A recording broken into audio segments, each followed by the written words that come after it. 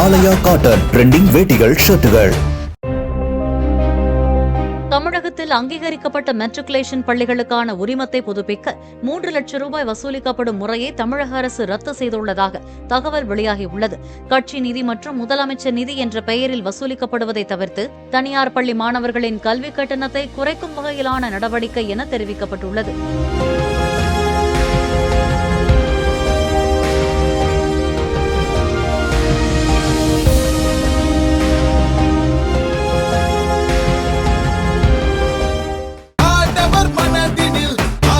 ஆலயா cotton trending வேட்டிகள் ஷர்ட்டுகள்.